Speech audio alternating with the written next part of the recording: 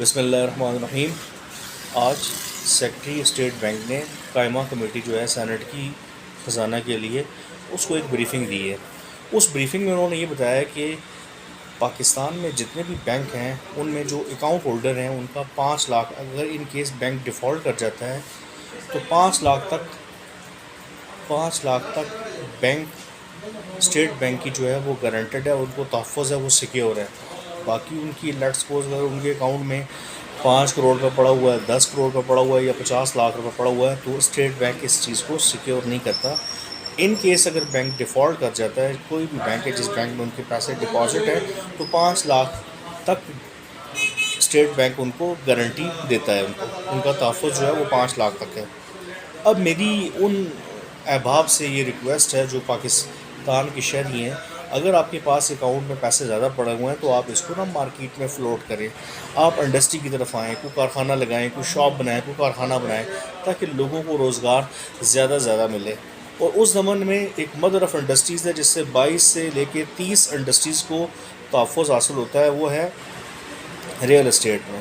آپ real estate میں investment کریں۔ اس وقت آپ دیکھیں ڈالر بھی نیچے آ چکا ہے، جو سونے کی قیمتیں وہ بھی نیچے آ چکی ہیں، اور بھی جو مطلب ذخیرہ اندوزی جو ہے وہ آلریڈی اسلام میں حرام ہے۔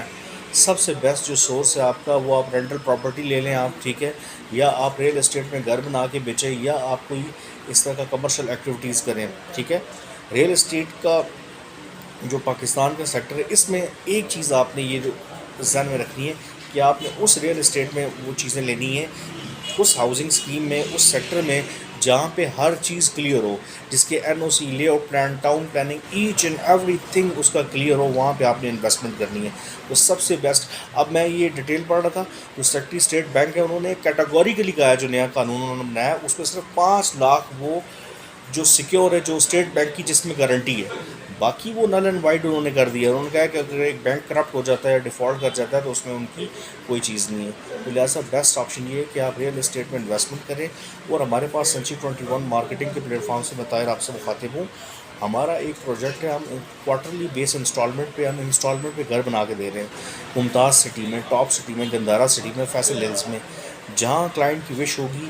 ہمارا جو شیڈول ہے وہ 2 سال کا ہے، وہ 1.5 سال سے لے کے 2 سال تک ہو سکتا ہے۔ اس کے علاوہ ہمارے پاس رینٹل کے آپشنز ہیں بہت زبردست۔ ہمارے پاس کچھ شاپس ہیں، کچھ مارکیٹس ہیں۔ میرے پاس ایک I-10 میں 30x30 کی کمرشل پراپرٹی ہے جس کا بہترین ریٹرن آتا ہے۔